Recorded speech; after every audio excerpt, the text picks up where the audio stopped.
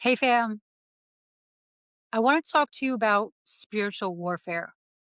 It's something that we don't really hear about a lot, but it exists. It goes on every day, and it's important that we talk about it because the more we understand it, the more we'll be able to navigate it. So, I talked before about the old earth and the new earth and how we're going to navigate through the ascension process through healing. When we heal, the more healing that we do, we raise our frequency. So this entire universe is based on frequencies, right? So when you're unhealed, you operate at a lower frequency. The more you heal and ascend, you operate at a much higher frequency. So you're vibrating at a higher frequency. You have more light. What you hear people say, like light or light workers. Well, those light workers operate at a very high frequency. Okay. The important thing to know is that when you go through this awakening process, part of that I mentioned before, you go through a dark night of the soul.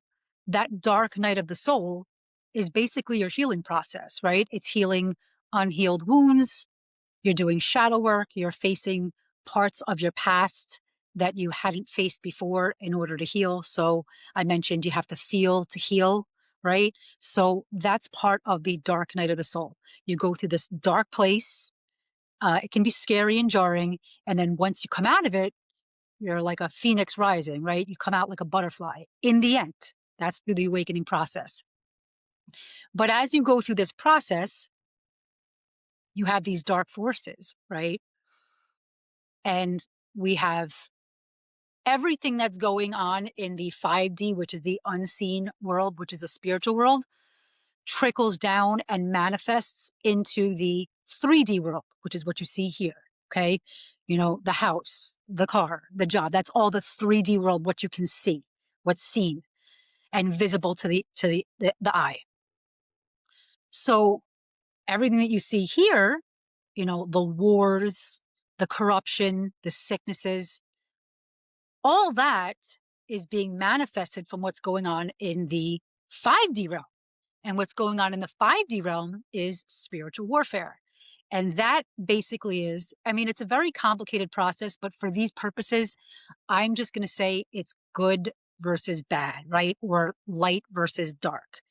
So, as I mentioned, everything being prophesied in the Bible, the old earth to the new earth, the devil is going to get one chance to grab as many souls as he can.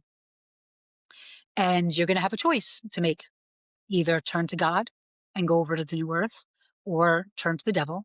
And in that case, you would stay with the old earth, right?